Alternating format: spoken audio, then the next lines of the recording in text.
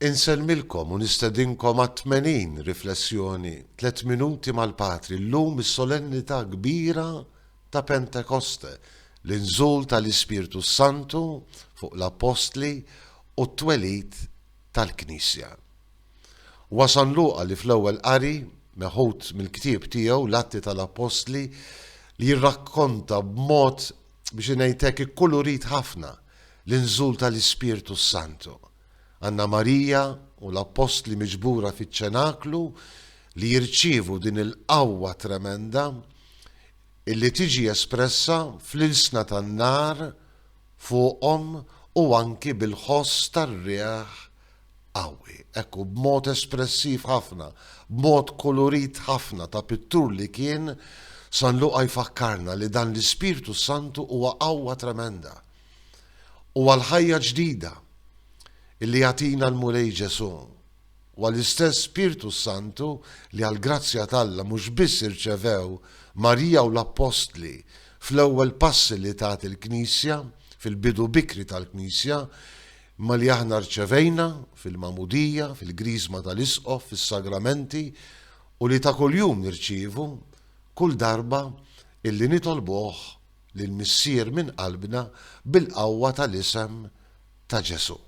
Il-Vanġelu mbagħad ifakkarna il-Pentekoste skont San Ġwan. Ġesu li jonfoħ l-Ispirtu Santu jagħti qawwa lill-Knisja biex mhux biss ixxandar il-bxara tajba imma jkollha seta taħfer id-dnubiet. Bil-qawwa tal-Ispirtu Santu kull min jemmen jirċievi mill-Knisja id-don tal-fidwa, id-don tal-maħfra tad-dnubiet.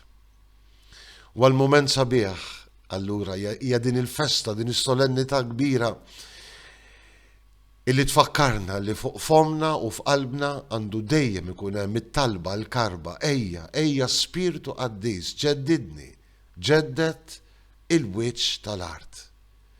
San Pawli fakkarna li mingħajr l-Ispiritu Santu maħna xejn, u l-Ispiritu illi ġanna ngħidu minn qalbna Abba Missier, u għal-Ispirtu li jitlob fil-qalb tagħna, u għal-Ispirtu li jenna nistqarru li Ġesu u għal-mulej tal-istorja tagħna, il-mulej ta' ħajjitna, u għal-Ispirtu Santu illi dejjem u kull imkien, f'kull ċirkustanza, f'kull ġrajja ta' ħajjitna, jatina il-ħajja u jenna fin-nuqqas ta' ħila tagħna.